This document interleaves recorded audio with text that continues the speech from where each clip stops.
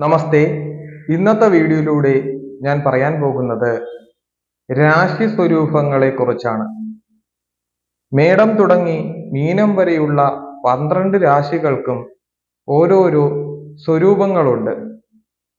അതായത് ഓരോരോ അടയാളങ്ങൾ. മേടം രാശിക്ക് എല്ലാവർക്കും അറിയാവുന്നതാണ്.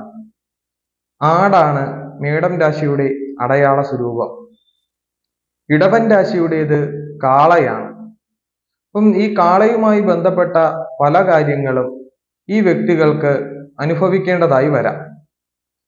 മിഥുനം രാശിയുടെ രാശി സ്വരൂപം എന്ന് പറയുന്നത് ഗദാധാരിയായ പുരുഷനും വീണാധാരിയായ സ്ത്രീയുമാണ് മിഥുനം രാശിക്ക് കൽപ്പിച്ചിരിക്കുന്നതായ രാശി സ്വരൂപം. കർക്കിടകം രാശിയുടേത് ഞണ്ടാണ്. ഞണ്ടുമായി ബന്ധപ്പെട്ട ഒരു രാശിയാണ് കർക്കിടകം രാശി.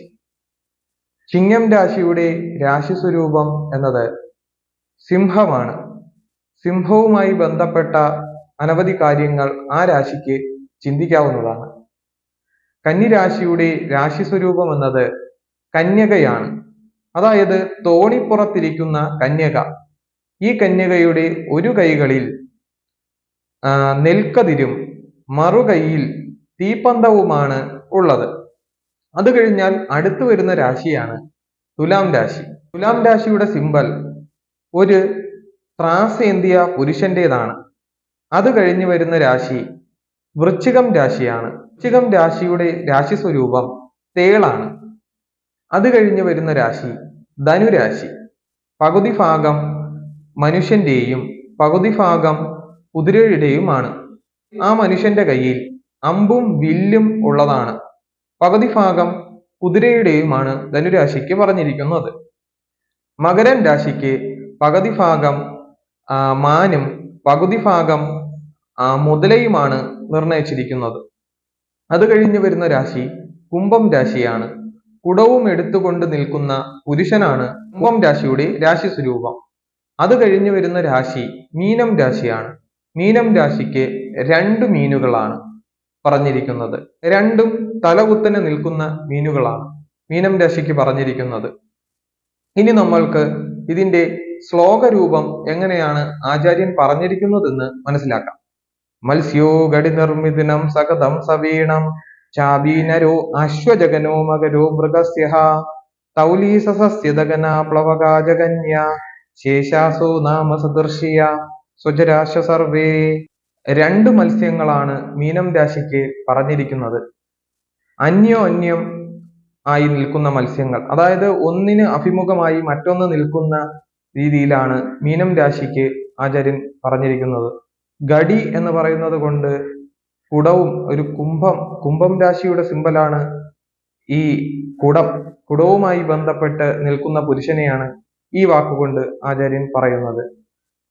നിർമിഥുനം, മിഥുനങ്ങൾ, സ്ത്രീ പുരുഷന്മാർ ചേർന്ന രാശിയാണ് മിഥുനം രാശി. അപ്പം ചാബി എന്ന് പറയുമ്പോൾ വില്ല് കയ്യിൽ വെച്ചുകൊണ്ട് നിൽക്കുന്ന ചാബി നരോ അശ്വത്തിന്റെ പകുതിയും നരന്റെ പകുതിയുമായ സ്വരൂപമാണ് ധനുരാശിക്ക് പറഞ്ഞിരിക്കുന്നത്. അപ്പൊ ധനുരാശിക്ക് പകുതി കുതിരയുടെയും പകുതി മനുഷ്യന്റെയുമായ ശരീരമാണ് ഉള്ളത്. കയ്യിൽ വില്ല് കുലച്ചു നിൽക്കുന്ന പോരാളി, യുദ്ധത്തിന് വേണ്ടിയിട്ട് നിൽക്കുന്ന പോരാളിയാണ് ധനുരാശിക്ക് പറഞ്ഞിരിക്കുന്നത്. തൗലി എന്ന് പറയുന്നത് കൊണ്ട് തുലാം രാശിയുടെ സിമ്പലാണ്. അപ്പം ഈ തുലാം രാശിയിലെ സിമ്പൽ എന്ന് പറയുമ്പോൾ ത്രാസാണ്. ത്രാസും പിടിച്ചുകൊണ്ട് നിൽക്കുന്ന പുരുഷനെയാണ് ആചാര്യൻ പറയുന്നത്. തൗലി സസസ്യതകന പ്ലവകാജകന്യ. പ്ലവകം തോണിയിലിരിക്കുന്നത്. പ്ലവകം എന്ന് പറയുമ്പോൾ തോണിയാണ്. തോണിയിലിരിക്കുന്ന കന്യകയാണ് കന്നിരാശിക്ക് ആചാര്യൻ പറയുന്നത്. ശേഷാസോ നാമ സദൃശിയ സ്വജരാശ സർവേ എന്ന് പറഞ്ഞിട്ടുണ്ട്. ശേഷമുള്ളത് നിങ്ങളുടെ യുക്തിക്കനുസരിച്ച് ചിന്തിച്ചു കൊള്ളണമെന്നാണ് ആചാര്യൻ ഈ പദ്യത്തിൽ പറയുന്നത്. മേടൻ രാശി ലഗ്നരാശിയും ചന്ദ്രരാശിയുമായ വ്യക്തിക്ക് ആടുമായി ബന്ധപ്പെട്ട ഒരു പ്രകൃതമായിരിക്കും മേടൻ രാശിയിൽ ജനിക്കുന്നവർക്ക്.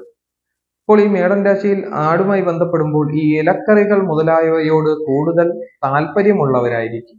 ഇലക്കറികളോടും പച്ചമരുന്നുകളോടും ആയുർവേദവുമായി ബന്ധപ്പെട്ട മരുന്നുകളോട് കൂടുതൽ താല്പര്യമുള്ളവരും, അതുപോലെ മലകളോടും കുന്നുകളോടും താല്പര്യമുള്ളവരും, എപ്പോഴും സഞ്ചാരശീലം ആസ്വദിക്കുന്നവരും ഒക്കെ ആവാം മേടം രാശിയിൽ ജനിക്കുന്നവർ. ഇടവൻ രാശിയിൽ ജനിക്കുന്നവർ കാളയുമായി ബന്ധപ്പെട്ട പ്രകൃതമായിരിക്കും. കാളയുമായി ബന്ധപ്പെട്ട് വരുമ്പോൾ കൃഷി ചെയ്യുവാൻ കൂടുതൽ താല്പര്യം കാണിക്കുന്നവരും, എപ്പോഴും കഠിന അധ്വാനം ചെയ്യുന്നവരും ഒക്കെ ആവും ഇടവൻ രാശിയിൽ ജനിക്കുന്നവർ. ദൈവപ്രശ്ന വിഷയങ്ങളിൽ ഇടവൻ രാശി ലഗ്നമായി വരിക, ഇടവൻ രാശി അതാതിന് പറഞ്ഞിരിക്കുന്ന സ്ഥാനത്ത് വരിക, ഇതൊക്കെ വരുന്ന സമയത്ത് നമുക്ക് ചിന്തിക്കാവുന്നതാണ്. നന്ദികേശൻ മുതലായവരെയൊക്കെ ചിന്തിക്കാം. അതുപോലെ കാളകളിക്ക് പ്രാധാന്യമുള്ള സ്ഥലമാണെന്നൊക്കെ നമുക്ക് വേണമെങ്കിൽ പറയാവുന്നതാണ്. കാളയുമായി ബന്ധപ്പെട്ട് ചിന്തിക്കുമ്പോൾ ഓച്ചിറ മുതലായ ക്ഷേത്രങ്ങൾ ഒക്കെ നമുക്ക് ചിന്തിക്കാവുന്നതാണ് ഇടവൻ രാശി കൊണ്ട്. അത് കഴിഞ്ഞ് വരുന്നത് മിഥുനം രാശിയാണ്. മിഥുനം രാശിക്ക് ഗദാധാരിയായ പുരുഷനും വീണാധാരിയായ സ്ത്രീയുമാണ് ആചാര്യൻ കൽപ്പിച്ചിരിക്കുന്നത്.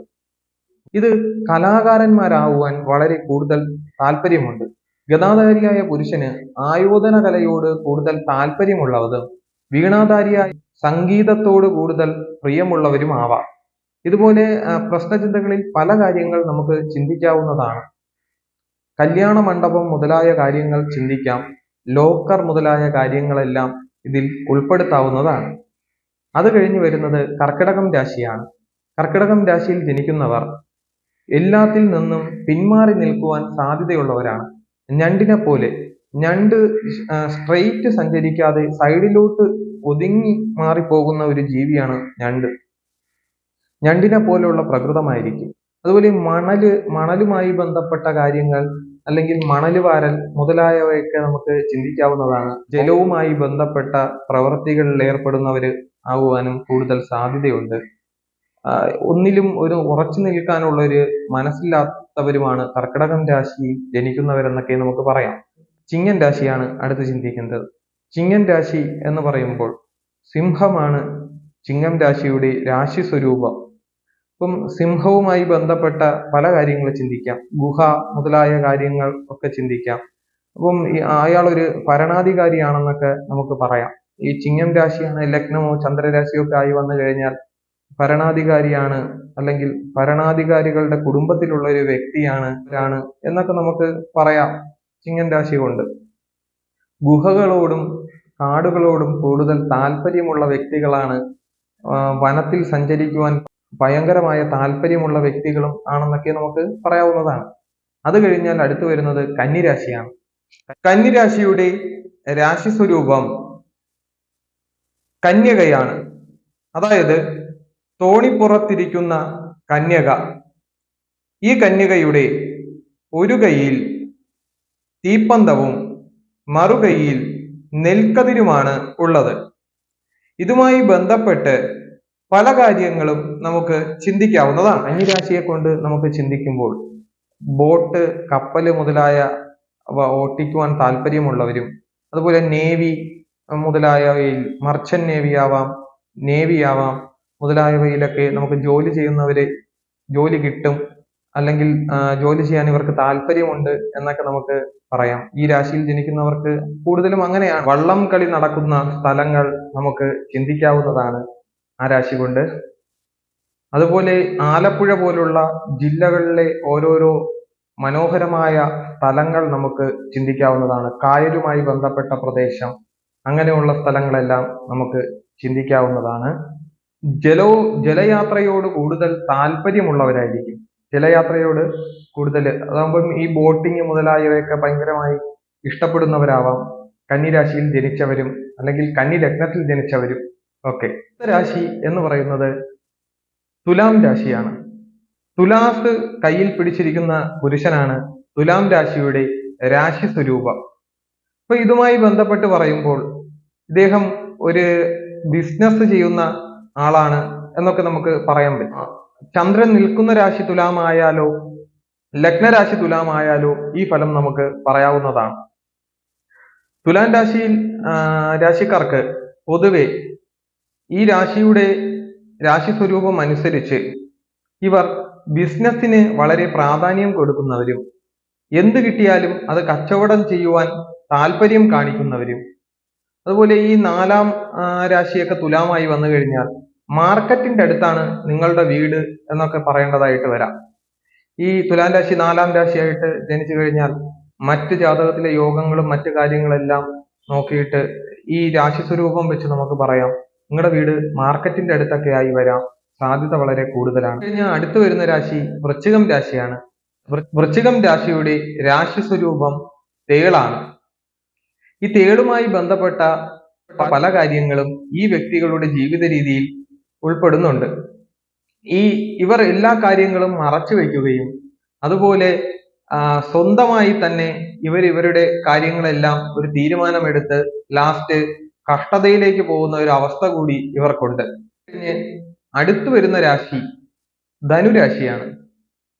ധനുരാശിയുടെ രാശി സ്വരൂപം എന്നത് വില്ലെടുത്ത് കൊലച്ചു നിൽക്കുന്ന പകുതി പുരുഷനും അരക്കെട്ടിന് താഴോട്ട് അശ്വത്തിന്റെ രൂപവുമാണ്. അരക്കെട്ടിന് താഴോട്ട് അശ്വത്തിന്റെ തലയൊഴിച്ചുള്ള ബാക്കി ഭാഗവുമാണ്. പൊതുവെ ആയോധന കലകളോട് താല്പര്യം കൂടിയവരും അതുപോലെ പോലീസ്, മിലിട്ടറി എന്നീ മേഖലയിൽ ജോലി ചെയ്യുവാൻ വളരെ താല്പര്യം കാണിക്കുന്നവരും സ്പോർട്സുമായി ബന്ധപ്പെട്ട് പ്രവർത്തിക്കുന്നവരും നാലാം ഭാവം ഈ രാശിയായി വരുന്നുവെങ്കിൽ നമ്മൾ ഒരു പോലീസ് സ്റ്റേഷന്റെ അടുത്തോ അല്ലെങ്കിൽ ആയോധന കല പഠിപ്പിക്കുന്നതിന്റെ അടുത്തൊക്കെയാണ് വീട് സ്ഥിതി ചെയ്യുന്നതെന്നൊക്കെ പറയേണ്ടതായിട്ട് വരാം. അത് കഴിഞ്ഞ് അടുത്തു വരുന്ന രാശി മകരം രാശിയാണ്. മകരം പകുതി മാനിന്റെ ശരീരവും പകുതി മുതലയുടേതുമാണ്. അപ്പം ഈ മകരം രാശിയിൽ ജനിക്കുന്നവർ വനത്തിലും ജലത്തിലും സഞ്ചരിക്കുന്നവരാണെന്നൊക്കെ പറയേണ്ടതായിട്ടുള്ള അവസ്ഥയുണ്ട്. എന്ത് നല്ല കാര്യങ്ങൾ ചെയ്താലും അവസാനം ഇവരെ ആരോ അറ്റാക്ക് ചെയ്യും എന്നൊക്കെ പറയേണ്ടതായിട്ട്, എന്ത് കാര്യങ്ങൾ ചെയ്താലും ഇതിനൊരു പൂർണ്ണത ഉണ്ടാകുവാൻ കുറച്ച് കാലതാമസം എടുക്കും എന്നൊക്കെ പറയേണ്ടതായിട്ട് വരാം. അത് കഴിഞ്ഞ് വരുന്നത് കുംഭം രാശി. കുംഭം രാശിയുടെ രാശി സ്വരൂപം എന്നത് കൊടവും പിടിച്ചു നിൽക്കുന്ന പുരുഷനാണ്. അതാണ് കൊടവും കൊണ്ട് നിൽക്കുന്ന പുരുഷൻ. അതിന് രണ്ട് അഭിപ്രായം ഇപ്പോഴും നിലനിൽക്കുന്നുണ്ട്. നല്ല അഭിപ്രായവുമുണ്ട്, ചീത്തയായിട്ടുള്ള അഭിപ്രായവുമുണ്ട്. കുടവും കൊണ്ട് നിൽക്കുമ്പോൾ അതൊരു അശുഭത്വമുള്ള സൂചനയാണെന്ന് ഒരു വിഭാഗം പറയുന്നു. മറുവിഭാഗത്തിൽ പറയുന്നതെന്ന് പറഞ്ഞാൽ ഒരു ശുഭമായിട്ടുള്ള ലക്ഷണം പറയുന്നുണ്ട്. പക്ഷെ എന്തായിരുന്നാലും ഈ രാശിയിൽ ജനിക്കുന്നവർ കുടം മുതലായ വസ്തുക്കൾ ഉണ്ടാക്കുന്നവരും അതിനോട് സാമ്യമുള്ളവരും, ഈ അമ്പലങ്ങളിലൊക്കെ ആണെങ്കിൽ നമുക്ക് പറയാവുന്നതാണ് കുടമായതുകൊണ്ട് പൊങ്കാല ഇവിടെ ആവശ്യമാണ് എന്നൊക്കെ പറയേണ്ടതായിട്ടുള്ള അവസ്ഥ വരാം. ഇവർ അമിതമായിട്ടുള്ള അധ്വാനികളായിരിക്കും.